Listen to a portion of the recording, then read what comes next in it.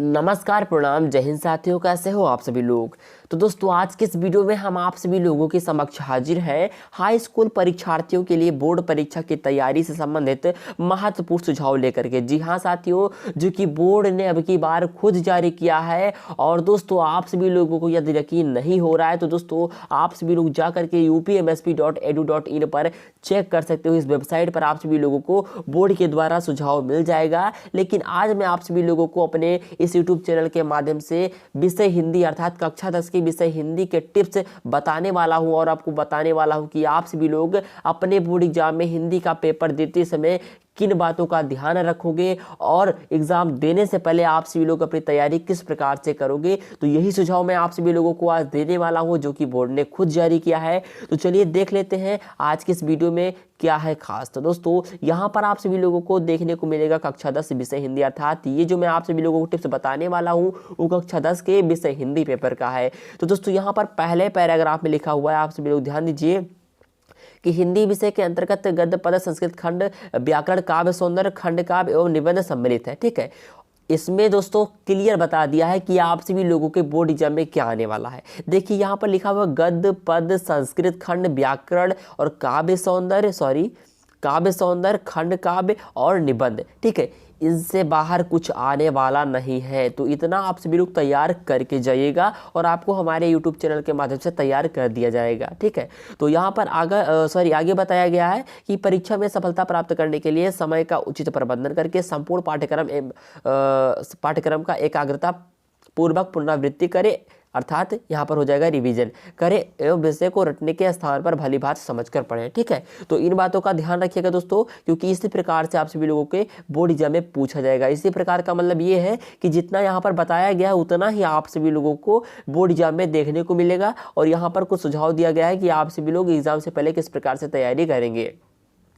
चलिए अगले पैराग्राफ की ओर बढ़ते हैं दोस्तों। यहाँ पर देखिए लिखा हुआ है कि निर्धारित काव्य का अध्ययन करते समय कविता में निहित काव्य सौंदर्य के तत्व अर्थात रस हुआ, छंद हुआ, अलंकार हुआ, इसको जो है रेखांकित करें और परिभाषाएं उदाहरण का अभ्यास करें। जैसे आप कोई काव्य अर्थात कविता पढ़ रहे हैं, उसमें अगर आप सभी लोगों को सौंदर्य के जो तत्व मिल जाए, जैसे हुआ रस हो गया, छंद हो गया, अलंकार हो गया, ऐसे करके आपको कोई तत्व मिल जाए तो उसको आप सभी लोग रेखांकित कर लीजिए और उसका जो परिभाषा है, उदाहरण है, उसी को अभ्यास करें। क्योंकि दोस्तों जो कवि लोग हैं अपने कविता में जिस रस और छंद अलंकार का जो है प्रयोग करते हैं, उन्हीं के दोस्तों आप सभी लोगों के बोर्ड एग्जाम में परिभाषा और उदाहरण पूछे जाते हैं। चलिए आगे बढ़ते हैं और अगले पैराग्राफ की ओर बढ़ते हैं और देख लेते हैं अगले पैराग्राफ में क्या है दोस्तों। ये रहा तीसरा पैराग्राफ और इसमें देखेंगे क्या लिखा हुआ है दोस्तों। गद्य के अंतर्गत लेखकों की रचनाओं को पढ़ते समय प्रत्येक अध्याय के मूल भाव को समझे तथा सारांश, उद्देश्य एवं भाषा शैली को अपने शब्दों में लिखने का अभ्यास करें। इसमें बताया जा रहा है दोस्तों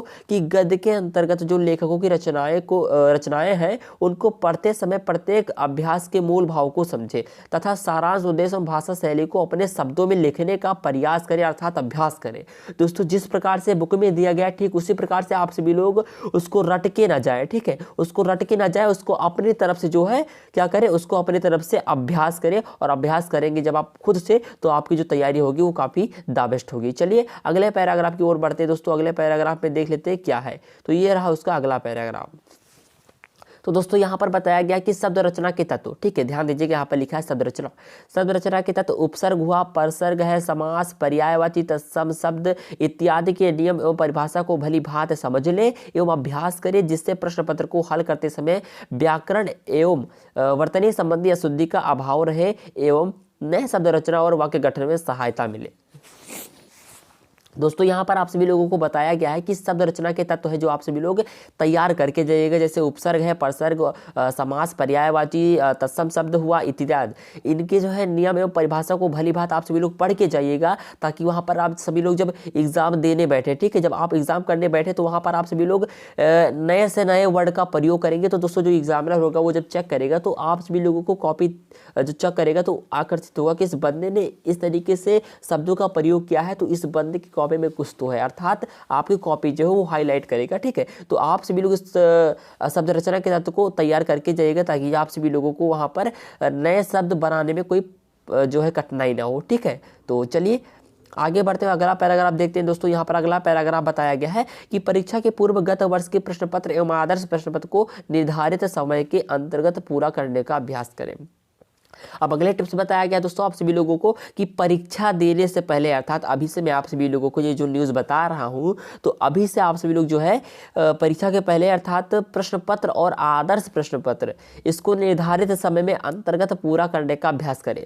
जैसे दोस्तों आप सभी लोगों को देखने को मिल जाता है, वहाँ पर ऐसे आप करके जो पेपर दिया रहता है वहाँ पर लिखा होता है कि 3 घंटा 15 मिनट के अंतर्गत आप सभी लोग इतना टाइम मिला है, इसके अंतर्गत आप सभी लोग जो है अपना एग्जाम देंगे। तो यही बताया जा रहा है कि आप सभी लोगों का जो निर्धारित समय है, ठीक है, जो आप सभी का जो निर्धारित समय है उतने में ही आप सभी लोग जो प्रीवियस ईयर पेपर है या आदर्श प्रश्न पत्र है या मॉडल पेपर है, तो दोस्तों उसको आप सभी लोग 3.25 घंटे या 3 घंटे में हल करने का पूरा प्रयास करें और अपने आप को जांचें कि हम इतने टाइम में इतना क्वेश्चन कर सकते हैं या नहीं। ठीक है, तो इस प्रकार से जो है आप सभी लोगों को इस टिप्स में यह बताया गया है। चलिए आगे बढ़ते और अगला टिप्स देख लेते हैं। यहाँ दोस्तों आप सभी लोगों को बताया गया है कि सर्वप्रथम प्रश्न पत्र को पढ़ ले, प्रश्न पत्र में दिए गए निर्देशों को अच्छी तरह समझने के पश्चात अर्थात के बाद ही उत्तर लिखना प्रारंभ करें। दोस्तों यहाँ पर बताया गया टिप्स काफ़ी ज़्यादा इंपॉर्टेंट है, आप सभी लोग ध्यान दीजिएगा।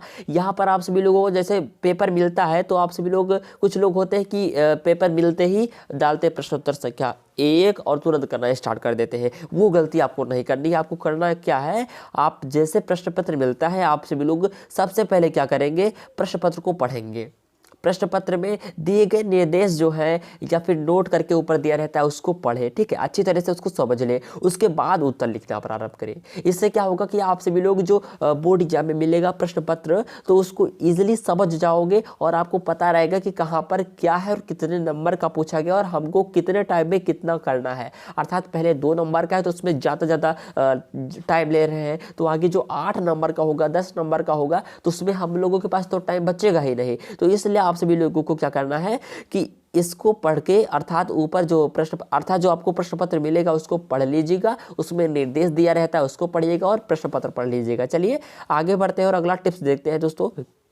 अगला टिप्स ये है हमारा, ठीक है, तो यहाँ पर बताया गया है दोस्तों कि वर्णनात्मक प्रश्नों के उत्तर तथ्यपरक एवं स्पष्ट लिखे तथा प्रयास करें कि व्याकरण एवं वर्तनी संबंधी अशुद्धियां न हो। अब यहाँ पर क्या करना है, जैसे आप सभी लोगों के पास गद्य है या पद्य है या निबंध है, इस सारे जो बड़े बड़े हैं जो पैराग्राफ के साइज के हैं, तो उनको आपको क्या करना है कि वर्णनात्मक प्रश्न अर्थात जो व्याख्या करने वाले प्रश्न हैं उनको तथ्यपरक अर्थात उसमें तथ्यात्मक व्यवस्था लानी है, अर्थात तथ्यात्मक क्रिया करनी है और उसको स्पष्ट लिखना है। और प्रयास आपको ये करना है कि आप उसमें अशुद्धियाँ ना फैलाएं, ठीक है, आप उसको शुद्ध रूप से सही ढंग से लिखिए, उसमें काटे पीटे ना, भी ये भी होगा आगे शायद, तो उसमें काटे पीटे ना, घोचे ना, फालतू के काम उसमें ना करें और अपने पेपर को साफ सुथरा ही रखें, उसको गंदा ना करें, ठीक है। तो इस प्रकार से आप सभी लोगों को इस टिप में ये सुझाव बताया गया है। अब देखिए इस टिप्स में क्या बताया गया है दोस्तों कि उत्तर लिखते समय अंक के अनुरूप शब्द सीमा का ध्यान रखें। यानी कि यहाँ पर बताया गया, जैसे आप सभी लोगों से क्वेश्चन में पूछा जाएगा कि जैसे 25 शब्दों में, या फिर अगर आप सभी लोगों से दे दिया जाए कि 2 नंबर का क्वेश्चन है या फिर आपको मिल जाए 5 नंबर का क्वेश्चन है या आपको मिल जाए 8 नंबर का क्वेश्चन है, तो जितने नंबर का दोस्तों क्वेश्चन है उतना ही साइज का आपका आंसर होना चाहिए। जैसे 2 नंबर का है तो वो 2 ढाई 3 लाइन में हो जाना चाहिए, 5 नंबर का है तो आप अपने प्रकार से 8 10 15 20 लाइन जो कुछ है मतलब 15 12 लाइन में करिए। 8 नंबर का क्वेश्चन है तो आप 20 उस लाइन में कर दीजिए। इस प्रकार से जो है आप सभी लोगों को मतलब स्पष्ट हो आपका उत्तर, ठीक है, इस प्रकार से आप सभी लोगों को जो है एग्जाम दे रहा है। चलिए आगे बढ़ते हैं और अगला पैराग्राफ अपना देखते हैं दोस्तों। ये काफ़ी ज़्यादा इंपॉर्टेंट है और ये हर बार हर जो स्टूडेंट होते हैं वो गलत कर देते हैं और ये जो टिप्स होता है वो पहले से किसी को पता भी नहीं होता है, बच्चे को खुद अपने दिमाग लगाना पड़ता है। अब यहाँ पर बोर्ड ने खुद जारी किया है जो है सुझाव, तो आपको ध्यान दे रहा है और इसको तैयार करके जाना है। अब यहाँ पर आपको बताया गया है कि लेखक या फिर कवि हो, ठीक है, तो उसका जो जीवन परिचय है आप उसको लिखते समय फ्लो चार्ट का प्रयोग करें, जैसे यहाँ पर ये बताया गया है। यहाँ पर क्या बताया गया, जैसे उदाहरण लिया गया है कबीर दास का और इसमें बताया गया कि पहले आप इस तरीके से फ्लो चार्ट बनाओगे, उसमें जो है जन्म पहले डालोगे, स्थान लिखोगे, माता पिता का नाम लिखोगे, भाषा शैली लिखोगे, कृति अर्थात रचनाओं के नाम लिखोगे और मृत्यु लिखोगे, ठीक है। तो इस प्रकार से आप सभी लोग फ्लो चार्ट बना करके अच्छे अंक प्राप्त कर सकते हो, ठीक है। यहाँ पर देखिए कबीरदास का उदाहरण लिया गया है, पहले आप जन्म डाल करके उनका जन्म लिख दीजिएगा कब है, स्थान डाल करके जो है स्थान लिखेगा कि वो कहाँ उनका जन्म हुआ, अर्थात ये जन्म स्थान पूछ रहा है, और माता पिता का नाम लिख दीजिएगा ऐसे फ्लो चार्ट बना करके, ठीक है। और फिर भाषा शैली उनकी क्या है उसको लिखना है, कृति अर्थात रचनाएं क्या है उनको लिखना है, और मृत्यु क्या है उसको लिखना है। तो अगर आप इस तरीके से जो है अपनी बोर्ड एग्जाम की तैयारी करके जाओगे और वहाँ पर फ्लो चार्ट बना करके उनके जो है कोई कवि या कोई लेखक है तो उनके अगर आप सभी लोग जीवन परिचय लिखते हो फ्लो चार्ट बना करके, तो शायद जो बोर्ड एग्जामिनर होगा अर्थात जो एग्जामिनर होगा कॉपी चेक करने वाला होगा वो देखेगा तो लगेगा कि बंदे ने कुछ तो आकर्षित काम किया है इसमें, और आकर्षित क्या बोर्ड ने खुद सुझाव दिया है। और अगर आप बोर्ड के सुझाव दिए गए सुझाव के ऊपर जो अपना एग्जाम करेंगे तो वो कॉपी चेक करने वाला इसी के द्वारा ही आपकी कॉपी चेक करेगा और देखेगा कि बंदे ने उसी प्रकार से कॉपी को लिखा है, तो आपको जो निर्धारित अंक है वो आपको पूरे मिल जाएंगे। चलिए अब आगे बढ़ते हैं और देखते हैं अगले टिप्स की ओर दोस्तों। यहाँ पर अगला टिप्स ये रहा दोस्तों, चलिए इसको भी पढ़ लेते हैं और देखते हैं इसके अंतर्गत क्या है। तो दोस्तों यहाँ पर बताया गया है कि पैराग्राफ आधारित प्रश्न को हल करने से पूर्व एक से अधिक बार अवश्य पढ़ लें। ठीक है, क्या बोला गया है, एक से अधिक बार अवश्य पढ़ ले। और क्या है, पैराग्राफ आधारित प्रश्न को हल करने से पूर्व एक से अधिक बार अवश्य पढ़ ले और प्रश्न को अच्छी तरह समझ कर ही उत्तर लिखना प्रारंभ करें। यहाँ पर बताया गया जो आपको क्वेश्चन मिलेंगे जो पैराग्राफ से संबंधित होंगे, इस तरीके के जो प्रश्न हैं उसको दोस्तों हल करने से पहले आपको एक से अधिक बार अर्थात कई बार पढ़ना है। जैसे गद्यांश हुआ तो गद्यांश आपको दिया रहता है, ठीक है, इस प्रकार से लिखा रहेगा गद्यांश आप सभी लोगों के पास में, और वहाँ उसके नीचे 3 या 5 या 8 क्वेश्चन लिखेंगे और उसका उत्तर दोस्तों आप सभी लोगों को उसी गद्यांश में से देना होता है। तो इसीलिए यहाँ पर बताया गया है कि आप सभी लोगों को जो पैराग्राफ आधारित प्रश्न होंगे उनको एक से अधिक बार पढ़ लेना, ताकि जो नीचे क्वेश्चन दिए गए हैं उसके जो उत्तर है आप सभी लोग इजीली उस गद्यांश पैराग्राफ में से देख करके कर पाओ। तो इसलिए यहाँ पर बताया गया कि पैराग्राफ आधारित प्रश्न को हल करने से पूर्व एक से अधिक बार अवश्य पढ़ लें, ठीक है, तभी आप उसका जो है उत्तर लिखना प्रारंभ करें। ठीक है, तो चलिए अब आगे बढ़ते हैं और अगला पैराग्राफ देख लेते हैं दोस्तों।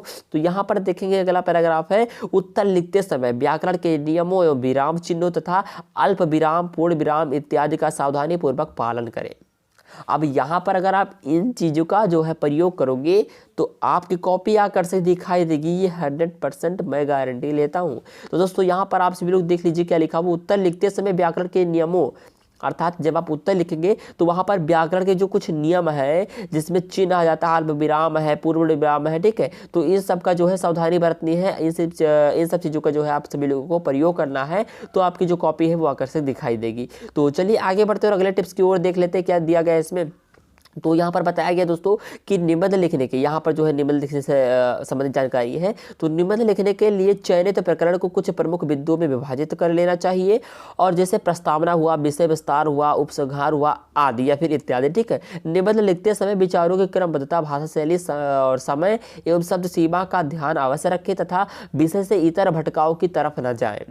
अब यहाँ पर आपको बताया गया कि जब आप निबंध लिखेंगे, ठीक है, जब आप निबंध लिखेंगे तो वहाँ पर आप सभी लोग उसको कैटेगरी में बांट लीजिए, ठीक है। आप शुरू से लेकर के अंत तक एक ही लाइन, जैसे लाइन बाय लाइन करके नहीं लिखना है, वहाँ पर कुछ भागों में बांट लीजिए। जैसे प्रस्तावना हो गया, ठीक है, विषय विस्तार हो गया, उपसंहार हो गया, इस प्रकार से आप सभी लोगों को जो है बांट लेना है वर्गों में, कैटेगरियों में, ताकि आप सभी लोगों की कॉपी आकर्षित दिखाई दे। ठीक है, चलिए आगे बढ़ते और अगला जो है पैराग्राफ की ओर ध्यान देते हैं। यहाँ पर दिया गया है दोस्तों कि संस्कृत खंड पर आधारित अवतरण का संदर्भ सहित हिंदी अनुवाद स्वच्छ स्पष्ट एवं सुंदर अक्षरों में लिखे।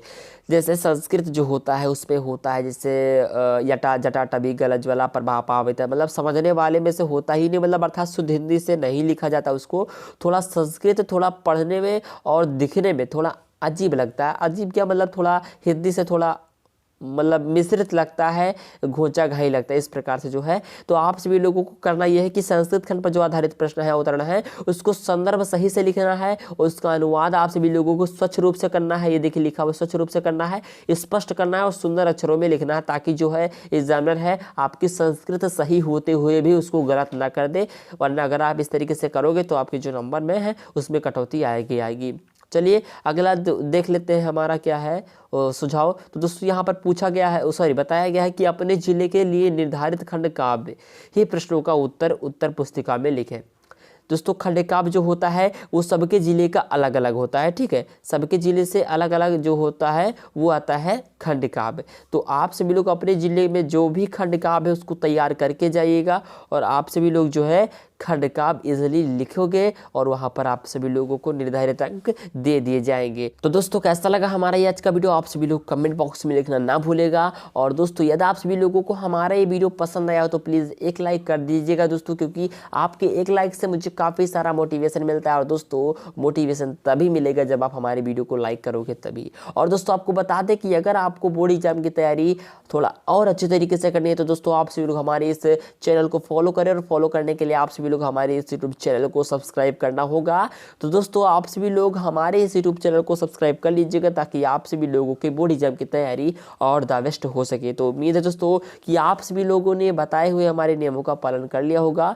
तो दोस्तों मिलते हैं अगले वीडियो में, तब तक के लिए जय हिंद, जय भारत, वंदे मातरम।